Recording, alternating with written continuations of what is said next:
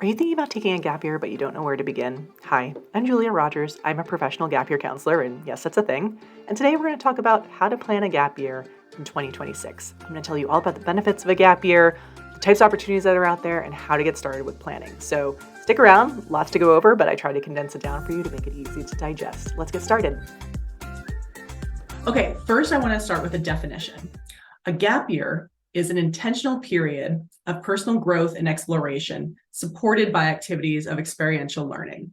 So what does that mean exactly? Well, gap years have been around for a really long time. They've been a rite of passage since the 1960s, and you can actually trace the kind of roots of a gap year back even further to Indigenous and Aboriginal cultures. So this idea of intentional wandering and personal growth as part of you're growing into adulthood has actually been around for eons.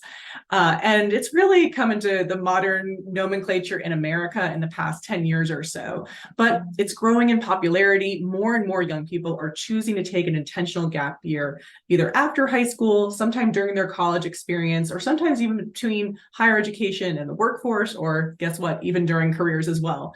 So there's no wrong time to take a gap year, but I personally feel like the most impactful time to take a gap year is after high school. Now, for me personally, I took a gap year after college and I went to Tanzania for almost a year. I did public health outreach. I had an absolutely transformative experience. But when I got home, I wished I had taken it before college so that it would inform my college experience. I can tell you from personal experience, I would have been more mature. I would have changed my major. I would have done a whole bunch of stuff about my college education differently. And that's why I feel so strongly about people just having these kinds of experiences and getting out there into the world, but also using a gap year as a tool to inform your education, the type of college or higher education that you need and want, as well as kind of helping you prepare to make the most of your college experience. So sometimes I hear from students that they're a little bit nervous about taking a gap year because they're worried that it's still kind of an uncommon thing to do. But I can tell you that it's really been growing in popularity, especially since the pandemic. And also because a lot of students are opting to take a gap year to learn more about themselves and the world around them.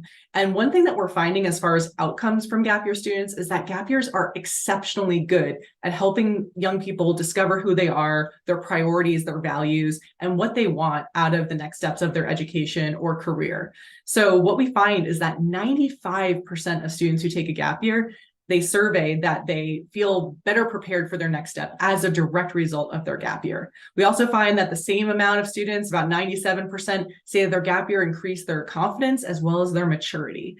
And 84% say that they feel like they are more employable as a result of their gap year. So these are incredible benefits as far as that personal experience and how it can inform your adult life. We also find from studies done at Middlebury and UNC Chapel Hill that gap year students actually outperform traditional students academically. So contrary to this belief that if you take a gap year, you might fall off the academic track, we actually find that students who take a gap year and take that time out from the classroom experience are actually performing better once they get to college. And a lot of colleges say that they also see students being more involved in college activities and more engaged as students. So colleges actually think very highly of gap years, especially if they're well done and intentional, which is what we talk about when we talk about taking an intentional gap year. So when it comes to actually planning a gap year, it's quite different than the college admissions process. When you're applying to college, you're formulating yourself into a profile that's asking an institution of higher education to accept you. A gap year is kind of the complete opposite in the best way possible because it really asks you, how do you want to grow? How do you want to learn? What do you want to do? Where do you want to go? And that can be both really exciting and empowering and also a little bit intimidating at the outset. So if you want to boil down planning a gap year, it really comes down to 3 words: dream, define, design. So when you are a junior or a senior in high school and you're kind of getting more serious about your gap year plans, but still in that early stage, you really want to dream. You want to start brainstorming the types of opportunities you might want to explore, where you might want to go in our country or in the world, and also starting to think about your budget and how much you might need to save to do the things you want to do. Then when it gets a little bit closer, usually kind of first or second semester, senior year, kind of edging towards graduation, that's where you want to start defining your actual goals for your gap time. I like to subdivide goals into personal, practical, and professional. So that means that you're doing something for yourself, the personal stuff, things you just want to do for fun, your hobbies that you want to deepen, new things you want to try that you've never gotten to experience, that kind of thing. The practical goals are going to be life skills things. So gaining independence, working on social skills, getting your driver's license, all of those things that'll help you adult in the real world. And then the professional stuff or pre-professional stuff is going to be anything that you can do to explore potential career paths. And the idea here is not to know exactly what you want to be when you grow up at the end of your gap year, because let's be honest, like your career journey is a journey. It's not something that you end up at. But a gap year can be utilized to uncover your strengths, what you enjoy doing, the kind of lifestyle that you want to lead, which is so informative as to what you plan to study or how you want to utilize your education. So thinking about your pre-professional goals as part of your overall gap year plan is a really good idea. So after define comes design. Design is when you actually start choosing the activities that you do with your gap year and plan for that progression of experiences.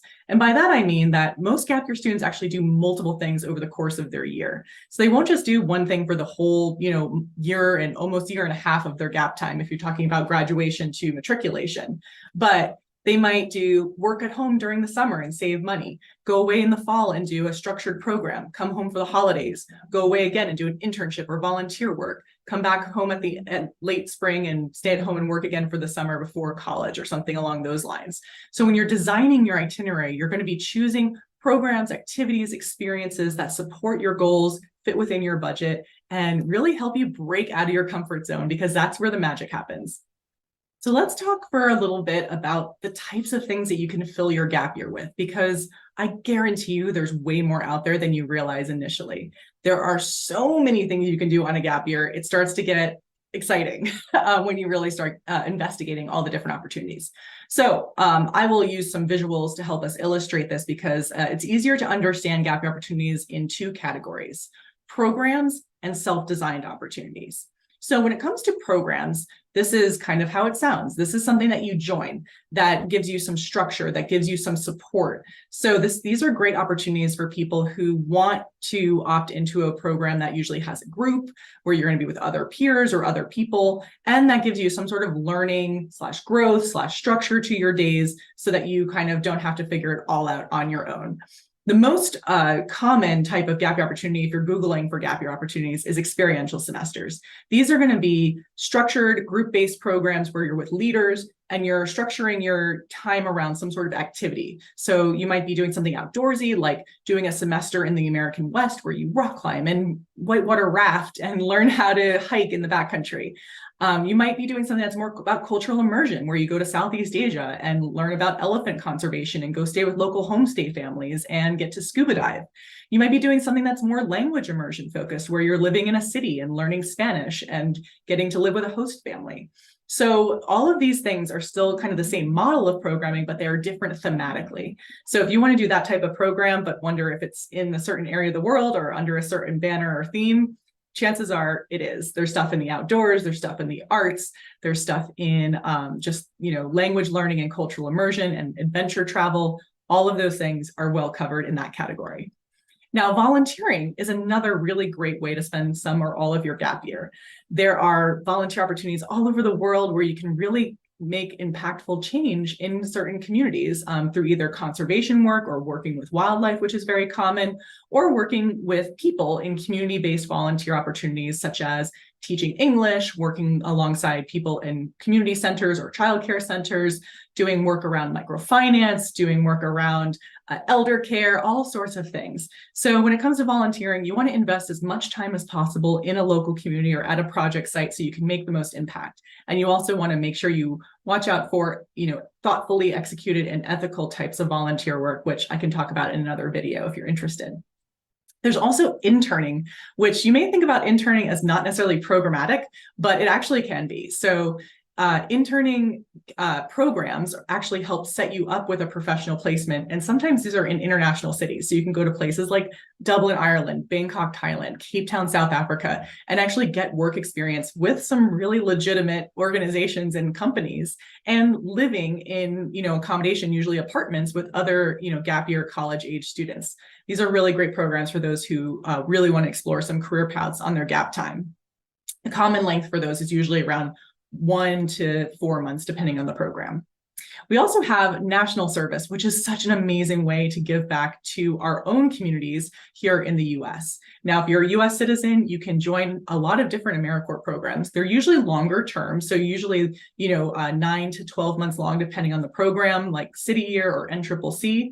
But then there are shorter options sometimes as well, where you can work in disaster relief or working in construction / home building, those kinds of things. And then there's also some really great conservation corps where you can go and learn how to build trails in some of our public lands in the States. These are all fully funded opportunities, meaning that you don't have to pay for them. In fact, you get a living stipend as well as an educational award that you can put towards post-secondary education at the end of your service. So such a good option. Lastly, we have enrichment courses. And this is a great opportunity if there's a specific skill that you want to learn. So maybe you want to learn how to surf, or maybe you want to take a coding boot camp, or maybe you want to learn art in Italy. Anything along those lines can be accommodated. And usually these courses are, different lengths depending on the type of skill you're learning. You may be doing studio art in Italy for a week, or you may be doing a whole month learning about, wildland firefighting, something along those lines. So many different opportunities in that category. So thinking about what you actually want to learn is a good starting point when coming to conclusions about what types of programs are going to best support you. So now I want to move on to self-designed opportunities. These are going to be not programmatic. These are going to be things that you have to make happen for yourself. So these are great for people who are kind of self-motivated gappers, people who already have some travel experience under their belt, people who are gapping with friends and have buddies who they can bring with them on some of these adventures, that kind of thing. So first up is kind of the quintessential gap year activity, traveling. I can't tell you how many of my students are deciding to do independent travel at some point during their gap year. A lot of them do it actually in the spring of their gap time. So maybe they'll do a couple programs and then they end their gap year by traveling with friends that they've met along the way, or friends from back home after their first year of college is over. So whether it's, Eurorailing in Europe, or backpacking in Southeast Asia, or traveling in South America, or whatever it is, thinking about your budget, thinking about health and safety, thinking about your logistics is really important, but lots of people can have successful independent travel experiences on their gap year. Similarly, work exchange is a really popular way to do low-cost gapping. So work exchange is where you actually work and give your labor in exchange for free room and board. So there are different platforms that support this activity. Maybe you've heard of Woofing or Workaway. That's work exchange opportunities. So you have to join a website, become a member, create a profile, and then start reaching out to hosts. And there's kind of a direct one-to-one match. Another type of really cost-effective gap year opportunity is working. So you can work locally, but a lot of people will do destination work, where you go away and work, where you work someplace that has employee housing.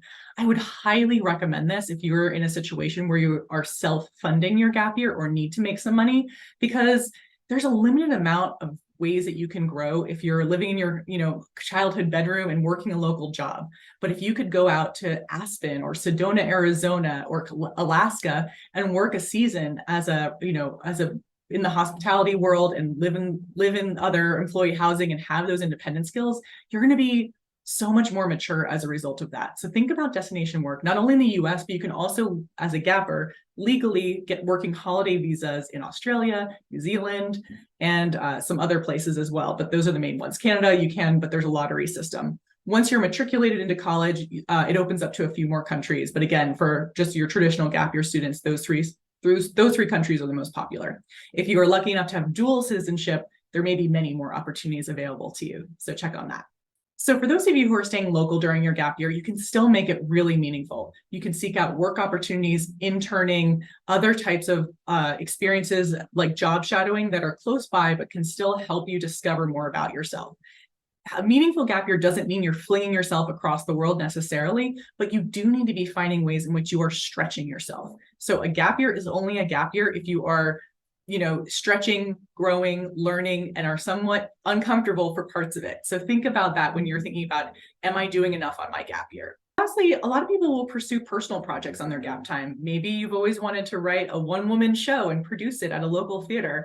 Maybe there's an art project that you want to pursue. Maybe you want to start a business or a nonprofit.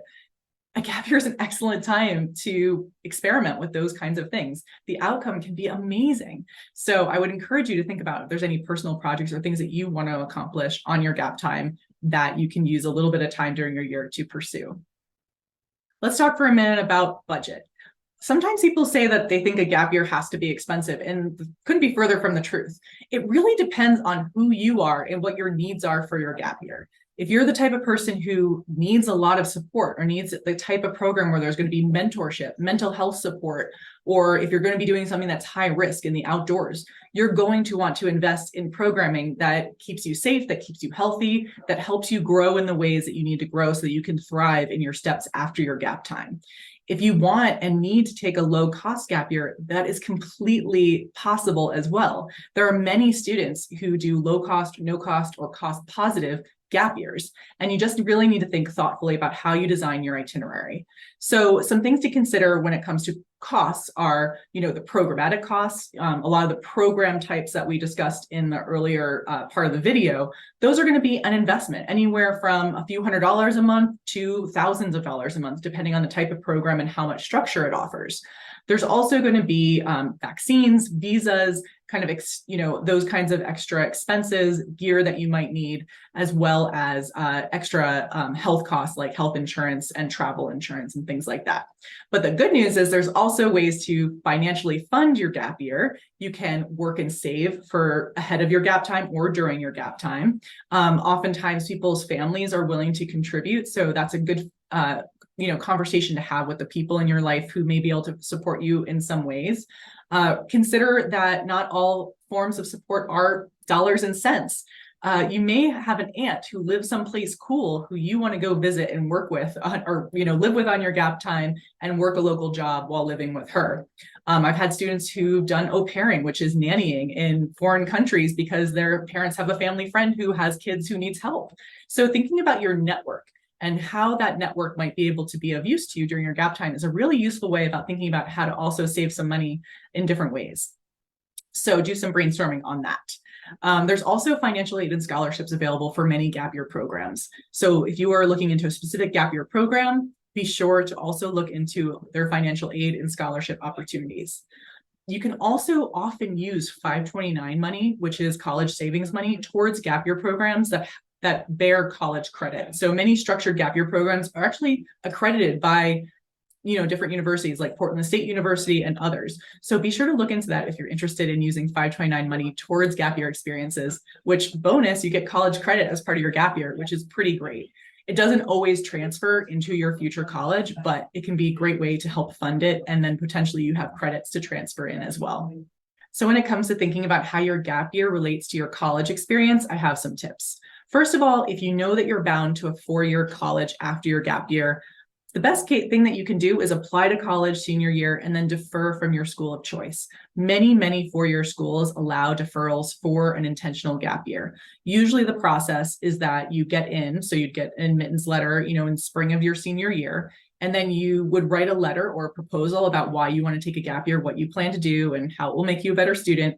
You submit that along with your deposit for that institution, and then they would grant you a 1-year deferral, meaning that you'd have your gap year. You wouldn't have to reapply to colleges on your year, and you could just, execute your plan. That's the easiest way to tie in your gap year with a 4-year college experience. I have found that since the pandemic, more and more students are using their gap year to figure out what they want to do for college or where they want to go to school. So it's also completely possible to, apply for college on your gap year as well. You just have to think about the timing, what types of materials you need to collect ahead of time, and if you're going to be away during that fall, during application season, how to make sure that you get your apps in on time. So just needs a little bit of planning, but definitely possible. One thing that you want to also look into as you're preparing, these applications and things like that is your financial aid packages. You will have to reapply for FAFSA funding on your gap year even if you defer. So you will get a different financial FAFSA package after your gap year. So that needs to be a family conversation. Similarly, with merit scholarships and other types of scholarships that are in-house from the college that you may get into, those can sometimes be deferred along with your admission, or sometimes they may change. So you want to be clear on that before you commit to taking a gap year. A lot of people ask me if it's okay to ask a college about their deferral policies or if they're gap year friendly. And the answer is, of course you can. You can ask during a tour, you can go on their website and see if they have their deferral policy publicly listed, or just call the admissions office and ask. It never hurts to just ask some questions about gap years. Most colleges, find them, very positive experiences. Let's talk about Onward resources for you now that you're definitely interested in taking gap time. First of all, I would encourage you to find someone out there who you know or a friend of a friend who's taken gap time. They are the best advocates. They can tell you about their experience. And even though their experience won't be exactly like your experience, it'll still give you that confidence and that boost that you might need to take the leap. So definitely talk to Gap Year alums. If you don't know any Gap Year alums, feel free to check out the podcast Gap Year Radio, which I co-host with a friend, or the Gap Year Association's alumni videos, both of which are great examples of students who've taken gap time who are excited to talk about it and offer great advice and great insights and great stories.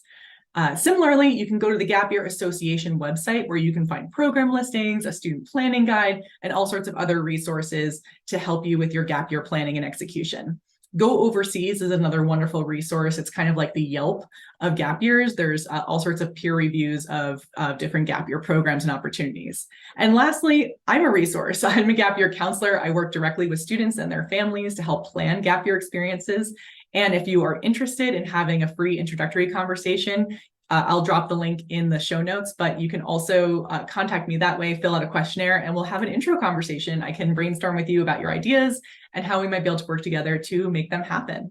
I hope that this video was really helpful as you start to get to know the gap year process. Good luck, and I hope that you have a great adventure.